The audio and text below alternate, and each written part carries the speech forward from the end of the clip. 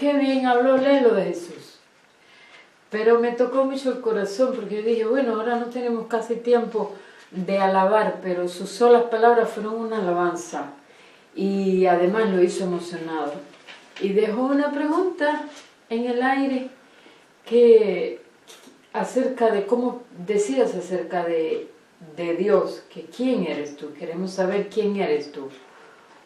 O lo decías acerca de Jesús o de Dios en general. Sí, decía que al principio dije que el Señor Jesús, para que nosotros podamos conocer a Dios, tenemos que conocer a Jesús para saber quién es Dios. Ok. Y me bendijo mucho porque de todas maneras, aunque saben que estoy dando un tema sobre la oración, pero Lelo no sabía que yo iba a hablar hoy. Y mientras él hablaba, yo también, mi corazón desbordaba de alegría pensando acerca de ese nuestro Dios que es de quien les voy a hablar hoy. Porque para la oración es muy fácil, muchas veces decimos que tenemos que tener fe. Y los mismos discípulos pedían acerca de la fe. Y he oído siempre personas que dicen, tengo fe. Pero la fe que Dios quiere que tengamos es una fe que esté bien cimentada. Y por eso siempre cuando decimos o pensamos en la fe debemos preguntar, ¿quién es el objeto de la fe? ¿Quién es el objeto de nuestra fe? Porque eso hace una gran diferencia. La persona que es el objeto de nuestra fe es alguien sólido en su carácter, es alguien estable en su carácter, es alguien que no cambia. Y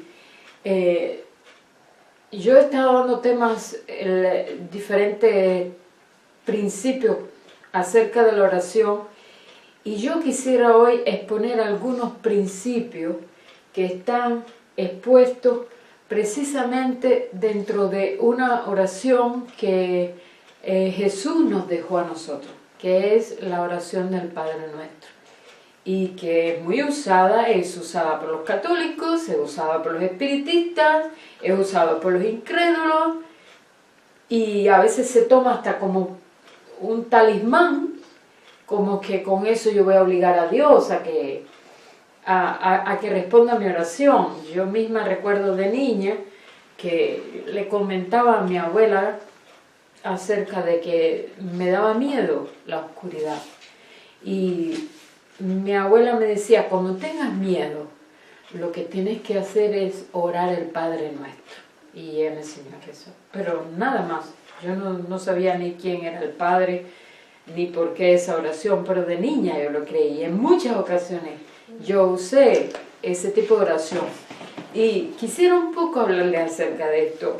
Y, a ver, estoy ante un reto grande, porque si uno logra entender la profundidad que hay allí, uno también se da cuenta qué difícil es hablar de ciertas cosas que Dios nos ha dejado allí a otros. Es más, hasta para uno mismo no necesita revelación.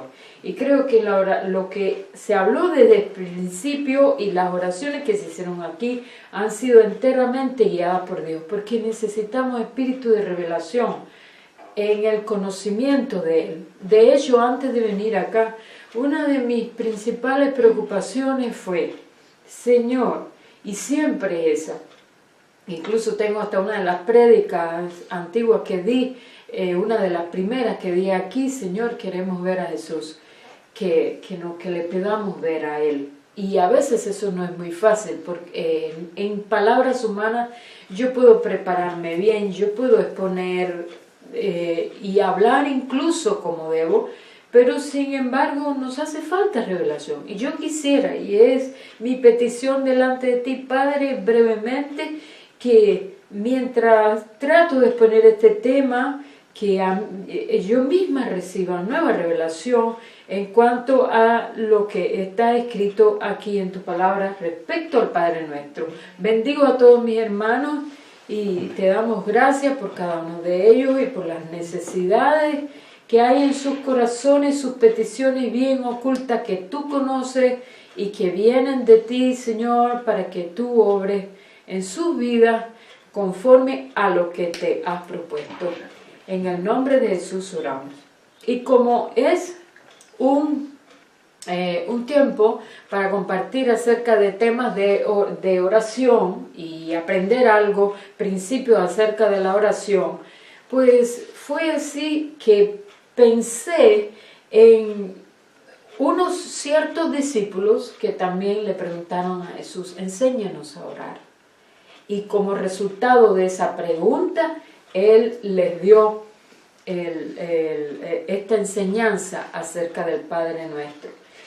Pero antes quería decirle algo. Cuando nosotros vemos, por ejemplo, en el Antiguo Testamento a Dios y la manera en que los judíos se relacionaban con Dios, no había tanta revelación como hay, por ejemplo, ahora, después que vino el Espíritu Santo. Sin embargo, cuando vemos a los judíos patriarcas como por ejemplo Abraham, Isaac, Jacob, que tuvieron una experiencia profunda con Dios a través de revelaciones que ellos recibieron acerca de Dios, aunque no tenían el Nuevo Testamento, incluso lo veían como padre.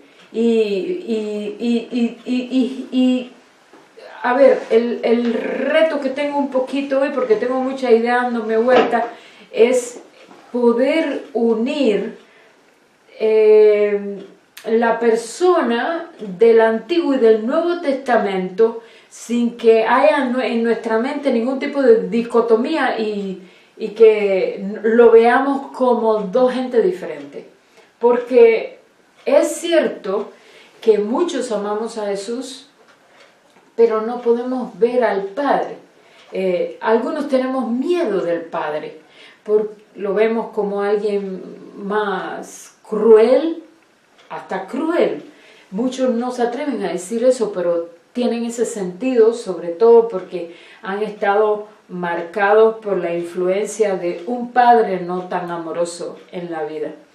Entonces, lo primero que yo quiero decir es que en el Antiguo Testamento, aunque no se usa mucho la palabra padre, cuando ellos estaban orando, los judíos, ellos decían Dios y se referían a Él como el creador de todas las cosas, además como el Salvador y demás, tenían, ¿cómo decir?, una relación, lo que iban recibiendo revelación de parte de Él, profunda, aunque no eran gente perfecta. Entonces, yo les invito a abrir su Biblia. Hoy voy a usar aquí la palabra. Tengo muchas cosas para decir que, miren, de verdad, yo confío en que el Señor, que es quien acomoda lo espiritual a lo espiritual y a cada necesidad, va a ayudarnos acá. Pero, cuando vemos aquí a partir del capítulo 6, Jesús les está dando... ¿En qué libro? En Mateo, en Mateo, es que quiero ir más rápido, porque estoy pensando en el tiempo. Capítulo 6, 5. Y entonces estoy pensando en todo lo que quiero decir. Y claro, mis ideas se atropellan. Mateo 6.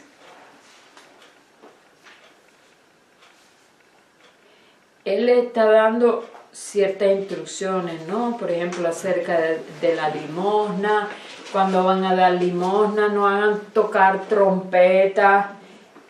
Pero después cae de repente en el punto de la oración, en el versículo 5. Cuando ores, no seas como los hipócritas. Hipócrita ya sabemos que es una palabra que era la que se usaba anteriormente para describir a los actores.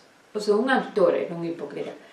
Porque ellos aman el orar en pie en las sinagogas y en las esquinas de las calles para ser vistos de los hombres.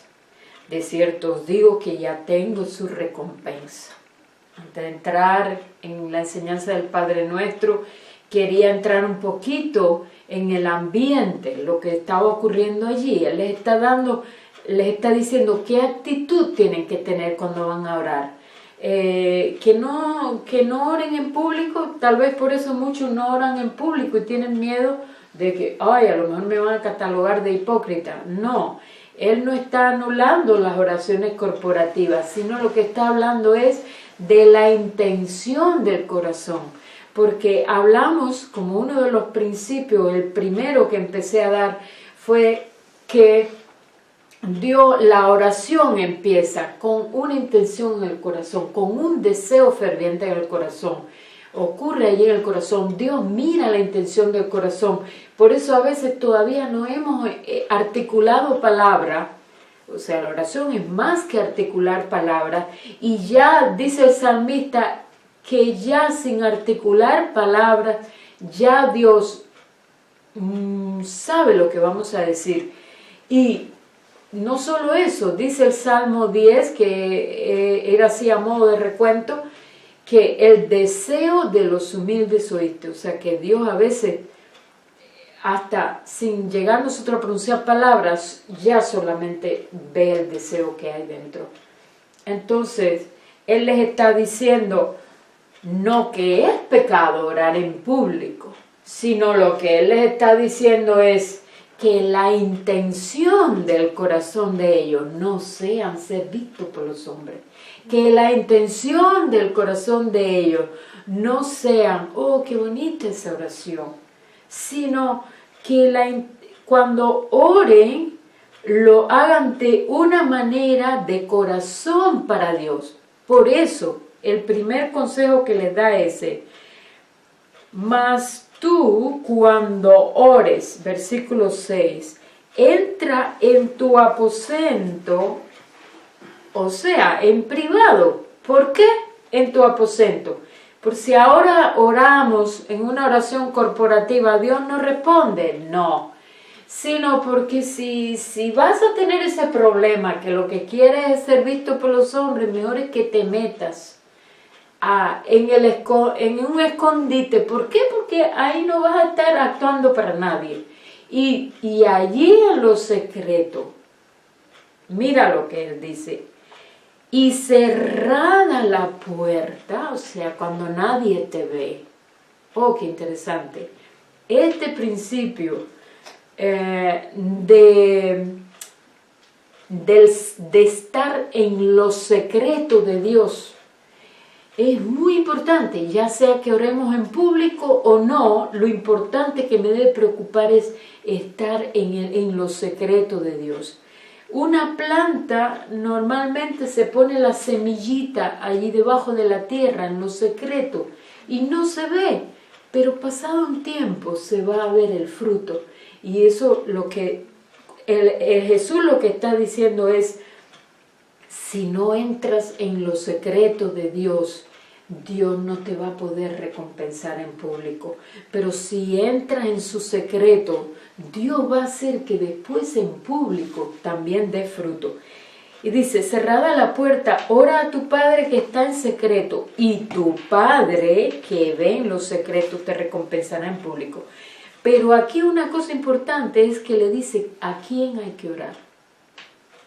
Ora a tu Padre. Estando Jesús allí presente, Él no dijo ni siquiera, oren a mí. Aunque Él iba a demostrar quién era Él. Es una pregunta clave, ¿quién era Jesús? Pero Él dice, y tu Padre, o sea, ora a tu Padre que está en secreto. Él está en secreto. Nosotros debemos buscar en lo secreto del Padre. Nosotros debemos buscar quién es el Padre. Nosotros debemos buscar revelación del Padre, ya sea que estemos a solas o cuando veamos en público. Por eso siempre es bueno eso que se pidió hoy, que el Padre nos conceda espíritu de revelación en el conocimiento de Él, y que el Padre nos revele quién es Él, por medio del Hijo, por medio de la palabra, pero que nos lo revele quién es Él. Ahora, y orando, no uséis vanas repeticiones como los gentiles que piensan que por su palabrería serán oídos. Por lo tanto que ellos hablan, por lo tanto que ellos dicen y cómo lo dicen y con una frase inflada. Dice que no es por eso que Dios nos oye. No es por eso. Hay principios a seguir en la oración, como uno, por ejemplo, es tener el corazón delante de Dios y tener un corazón abierto para Dios y para la obra de Dios dentro de la vida de uno. No os hagáis pues semejante a ellos, porque vuestro Padre sabe de qué cosas tenéis necesidad antes que vosotros le pidáis. Y luego ya empieza con la oración del Padre Nuestro. Pero, fíjense, en el versículo 8, Él le dice: vuestro Padre sabe de qué cosas tenéis necesidad antes de que vosotros le pidáis. Generalmente cuando vamos a pedir, empezamos por las necesidades más urgentes que tenemos. La comida, la bebida, la ropa, que si tengo que estudiar en tal lugar o si tengo que trabajar, lo que son cosas de esta tierra. Pero Jesús dijo, y eso ya todos lo sabemos, yo no estoy diciendo nada nuevo, estoy andando ahí un camino bastante trillado. Él incluso dice: buscad primeramente el reino de Dios y su justicia, y todas estas cosas, comida, zapatos, Él la va a añadir, y Él sabe cómo, y Él se reserva cuervos, y Él sabe cómo traerte la comida que te preocupa, y que te dice que no pierdas la paz por eso. Pero Él dice en el versículo 9, vosotros pues oraréis así. Con ese vosotros pues oraréis así, empieza una posición totalmente, diametralmente opuesta a como nosotros oraríamos. Nosotros oramos: oh Señor, mira esta necesidad, por favor, tú sabes que necesito los zapatos. Y hay incluso algunos que piensan que para Dios darte un par de zapatos es un gran trabajo. Algunos hasta me han dicho: no, yo no le pido nada a Dios.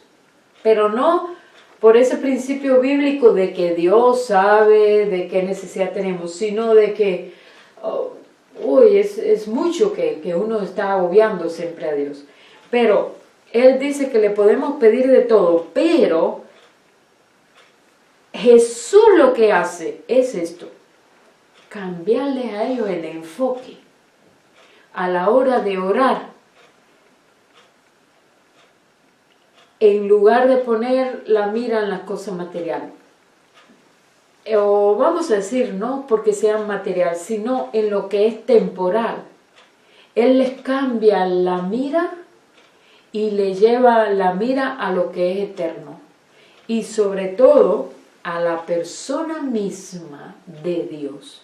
La oración más poderosa que hay es la oración centrada en Dios. Por eso yo le decía la vez anterior que al principio yo oraba mucho guiada por la necesidad de la persona, pero después el Señor me mostró, aparte de que a Él le interesa la necesidad de las personas, a Él le interesa que nosotros tengamos en cuenta cosas que Dios quiere que tengamos en cuenta, que el mismo Jesús las tuvo en cuenta. Entonces, lo primero que Jesús dice: Padre nuestro que estás en los cielos. La oración comienza con el Padre. Él es el principio de principios. Él es el creador de todas las cosas. Elohim, le llaman en el Antiguo Testamento, y me maravilla mucho que las personas en el Antiguo Testamento conocían las Escrituras, conocían. Cuando leemos, por ejemplo, las oraciones de los hijos de Dios en el Antiguo Testamento, son oraciones muy centradas en el Padre. Casi que cualquier oración del Antiguo Testamento nos bendice mucho, porque empiezan así: oh Dios, tú que creaste todas las cosas con tu sabiduría, con tu poder. No es que le está adulando a Dios, no es que está haciendo toda una retórica de palabrería para manipular a Dios para que me dé lo que quiere. No, es que realmente la persona está ante una gran necesidad, en muchas ocasiones, asuntos que casi les podía llevar a la muerte, y ellos en muchas ocasiones podían perder a sus mujeres, a su familia, en muchas ocasiones podían perder su tierra, podían perder su templo, eran cosas grandes y podían hasta perder su vida. Entonces ellos empiezan a centrarse en la persona de Dios. Oh Señor, tú eres el Padre eterno que creaste todas las cosas con sabiduría, con poder, que para ti no hay nada imposible, porque no es solamente una manipulación, no es una oración para manipular, sino que es una oración centrada en los hechos grandes de Dios, y es como diciendo, bueno, tú que has hecho todas esas cosas,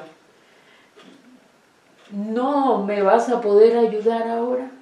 Es como diciendo, el Dios a quien yo he servido no es cualquier Dios.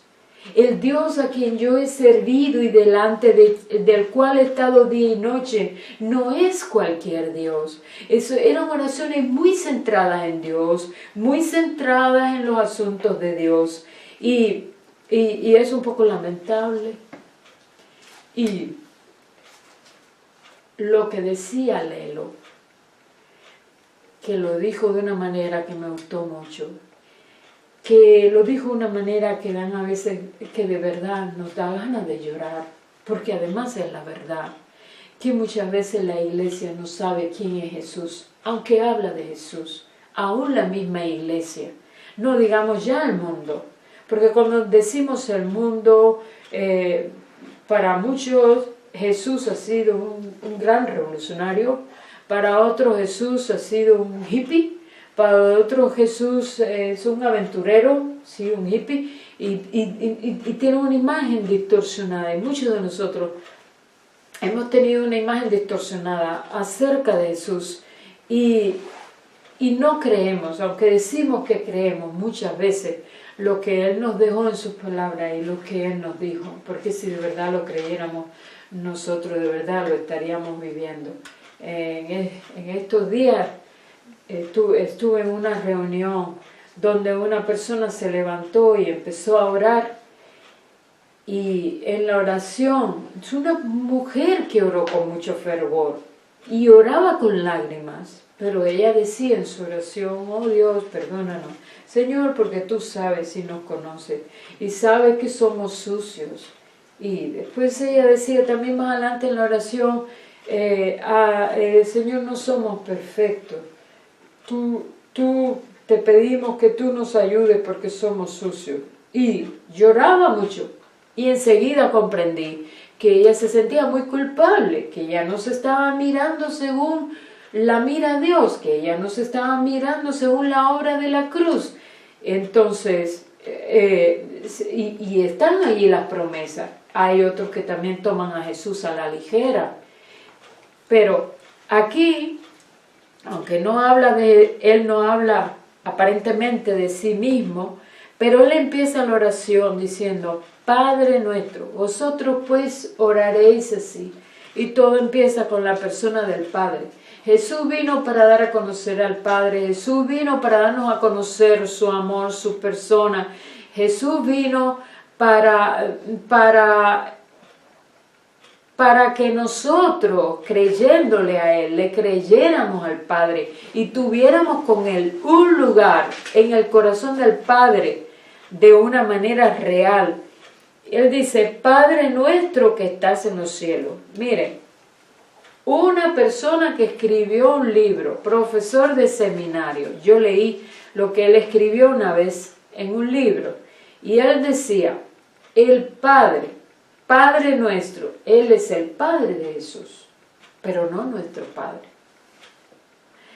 Él ni tuvo en cuenta esta oración del Padre nuestro, sencillamente allí había algo acerca de Dios y él estaba explicando que Dios tenía paternidad y él decía que tenía un hijo que es Jesús y que él era el Padre de Jesús, no de nosotros.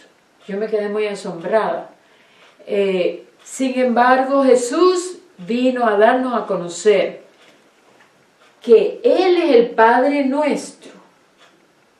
Es el Padre de Jesús, pero es también nuestro Padre. A Dios nunca le vio jamás, solamente el Hijo. Y el unigénito Hijo del Padre no lo vino a dar a conocer. Pero ¿cómo llegamos a ser hermanos de Jesús e hijos de un mismo Padre? En alguna de las prédicas yo hablé, pero de todas maneras quiero profundizar un poquito aquí acerca de la paternidad de Dios. Dios es Padre y es Padre eterno, siempre ha sido Padre. Y si ha sido un Padre eterno, ha tenido un Hijo eterno. Y esa necesidad de Él de ser Padre estaba suplida a través de un Hijo. Y esa relación de Padre e Hijo entre Dios y Jesús es muy profunda. Y el Hijo ha vivido siempre para complacer al Padre, para honrar al Padre. Y cuando vino de una manera visible a la tierra, cada vez que vemos las oraciones de Jesús, por ejemplo, cuando fue a resucitar a Lázaro, Él oró al Padre. Él no habló de sí mismo. Y Él dijo, Padre, fue que empezó así, yo sé que tú siempre me oyes, pero para que ellos crean que tú me enviaste. Y entonces sigue Él hablando lo demás. Jesús tenía una relación profunda con Él. Y Dios, yo decía que si siendo ese Padre que se deleita en ser Padre, y la paternidad es un rasgo importante y eterno en Dios, pues Dios quiso tener no solamente un Hijo, Jesús, sino muchos como Él. Tener muchos hijos como Jesús. Ahora muchos me miran y se sonríen. Y otros me miran así meditando filosóficamente. Porque piensan, pero yo no soy Jesús. Ni soy jamás ni la sombra de Jesús. Porque nos identificamos con el fracaso, nos identificamos con lo que nos creímos desde que nacimos. Eso significa que nos cuesta trabajo identificarnos con la obra de la cruz. Aun cuando sabemos cosas, nos cuesta en la práctica identificarnos con Jesús. Sin embargo, la Escritura dice, como Él es, así sois vosotros en este mundo. Entonces, ¿qué hizo Dios? Tenía la Escritura hablando acerca de Jesús, dice que Él es la simiente. Él es una semilla, es una simiente santa, que nunca pecó. ¿Y qué hizo el Padre? Bueno, les he hablado a los hombres de muchas maneras, pero no me conocen. Voy a darme a conocer, y manda a su Hijo para darse a conocer.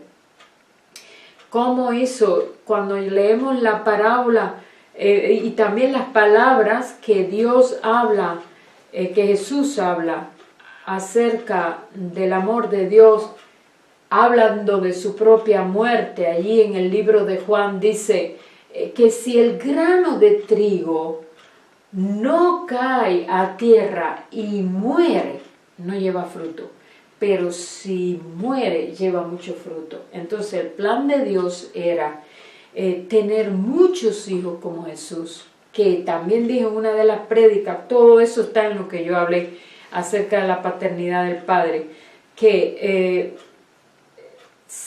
quería teniendo muchos hijos como Jesús, Dios tiene una herencia. Lo dice en Efesios capítulo 1 que nosotros, los hijos de Dios, tenemos herencia en el Padre por medio de Jesucristo.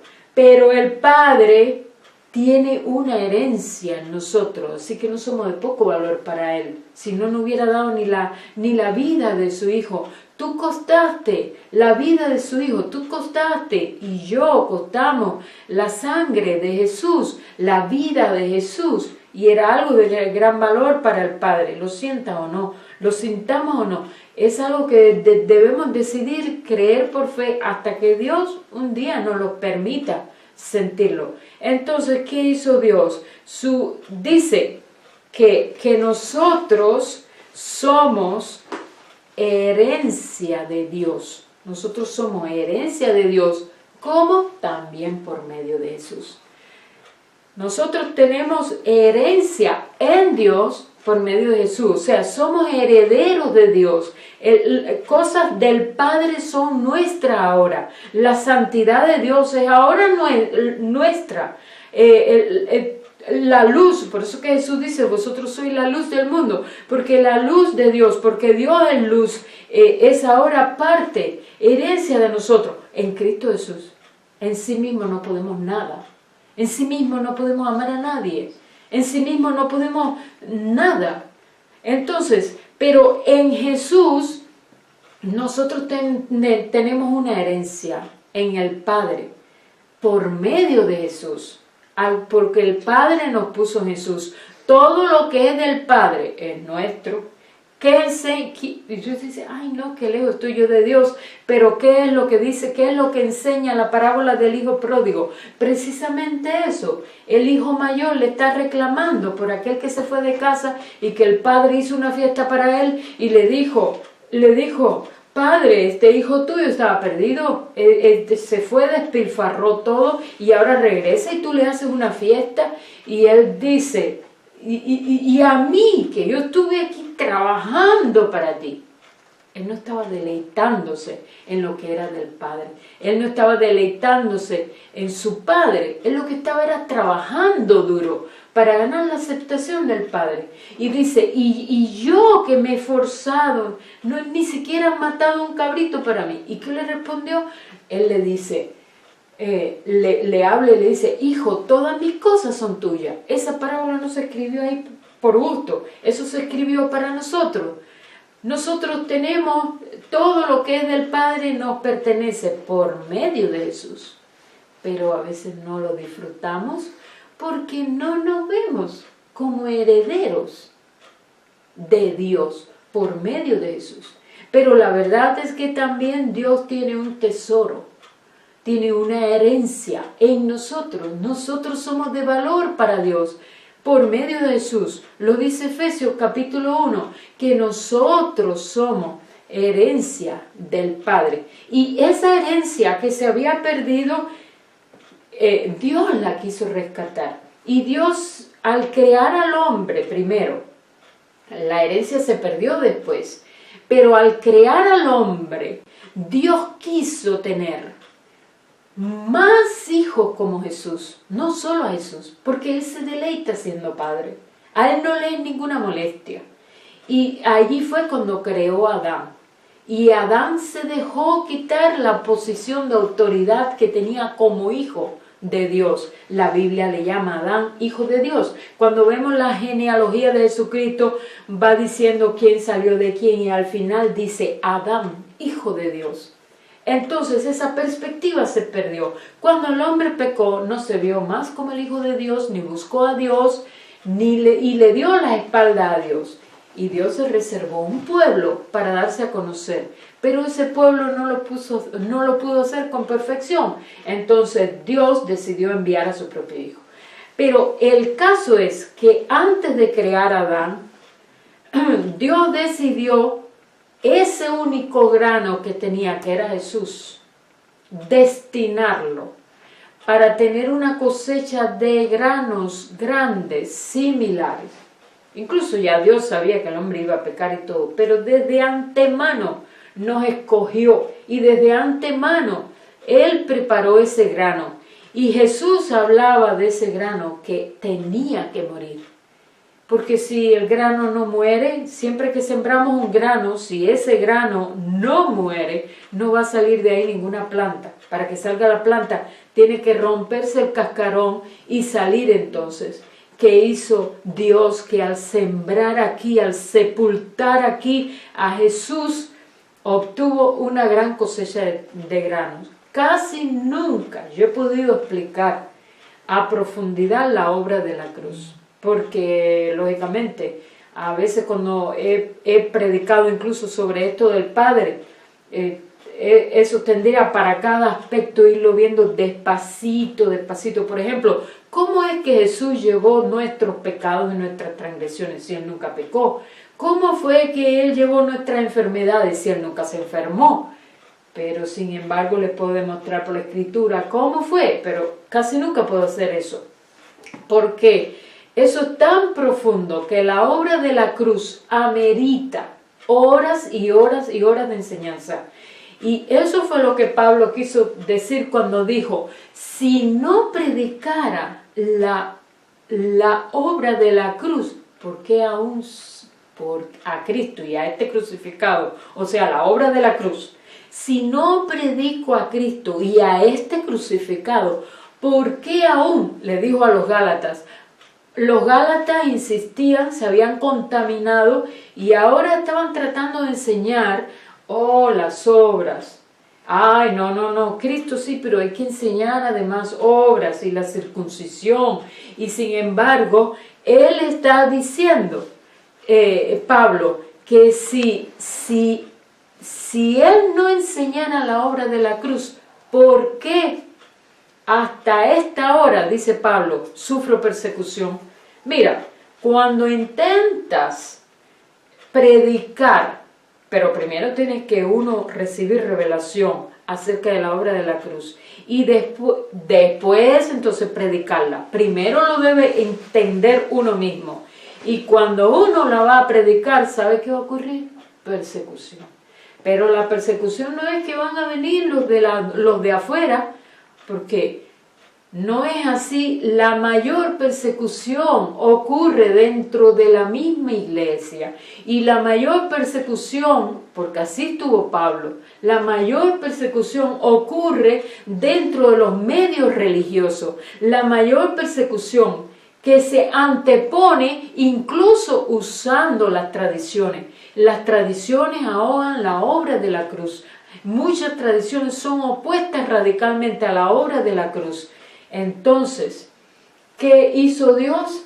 Plantó a su hijo para tener una cosecha grande de grano. Fíjense, solamente me he detenido dentro de esa oración en una sola palabra, Padre, porque Él es nuestro Padre por medio de Jesús y nosotros somos su herencia.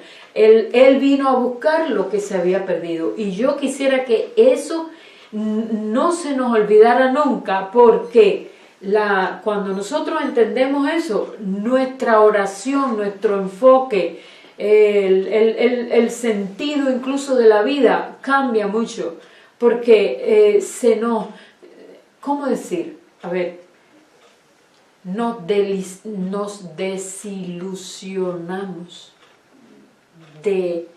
quiero decir esto con cuidado para que Satanás no se aproveche. Nos desilusionamos de nosotros mismos. Nos desilusionamos de lograr impactar a través de nosotros mismos. Cuando entendemos que todo es y todo gira alrededor del Padre y no de nosotros, hasta vamos a hablar menos de nosotros mismos. Las prédicas centradas en nosotros mismos es porque todavía no hemos llegado al punto en que no hemos mirado, no es a mí. No, dice Pablo, no nos predicamos a nosotros mismos, no es a nosotros mismos, ni siquiera es a la cátedra de Moisés. Dijo, hablando acerca de la cátedra de Moisés, ¿qué cosa es la cátedra de Moisés? Los mandamientos. No, porque cualquiera puede cumplir algunos mandamientos, aunque todos han pecado, pero pueden trazarse normas altas para con Dios, sin embargo, ni siquiera haber nacido de nuevo. Entonces, lo importante es tener una relación con el Padre, aunque seas un hijo imperfecto por medio de Jesucristo. Entonces, la oración dice, Padre nuestro que estás en los cielos. Esto también, el Padre nuestro, que llegó a ser Padre nuestro por medio de la obra de Jesús en la cruz, y Jesucristo es nuestro hermano mayor, vamos a decirlo, pero Él es nuestro hermano. Y nos dice incluso consiervos a nosotros con Él, pero no ya cuando te pones a la categoría de hermano, porque hay diferentes grados de revelación dentro del cuerpo de Cristo. no solamente acerca de Dios, sino cómo nosotros nos vemos con respecto a Dios. Cómo nosotros nos vemos con respecto a Dios. Ahí también necesitamos revelación. Si te ves solamente como un sirviente, te vas a pasar todo el tiempo tratando de hacer cosas para impactar no solamente a la gente, sino también a Dios.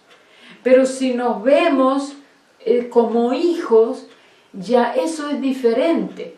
Porque en la vida hay retos, en la vida hay dificultades, en la vida hay conflictos, en la vida hay tribulaciones. Y a veces no son fáciles y necesitas saber. No teóricamente, no mentalmente, que hay un Padre que te ama, que está contigo las 24 horas del día, que hagas o no hagas cosas para Él, Él te ama, que estés donde estés, en la cama de un hospital, donde quiera que sea, estás en una relación eterna con Él. Yo decía en estos días que tuve que predicar allí una cosa, un tiempo breve, porque fue además en inglés, y yo decía, por ejemplo, que como nosotros no tenemos la perspectiva del Padre para la vida, no solamente nuestras oraciones, nuestra actitud hacia la vida, depende mucho de cómo veamos a Dios como Padre. Y porque en esa misma manera actuaba Jesús. Él siempre oraba, que oraba al Padre, pero nos enseñó a orar al Padre. Y él decía, por ejemplo, en Juan 14, 15, 16, 17, esos capítulos, habla todo el tiempo acerca del Padre, cómo Él iba al Padre para que nosotros también fuéramos al Padre. Y hay una gran diferencia entre las personas que vivieron antes de la cruz y las personas que vivimos después de la cruz. Entonces, allí Él dice, Padre nuestro que estás en los cielos.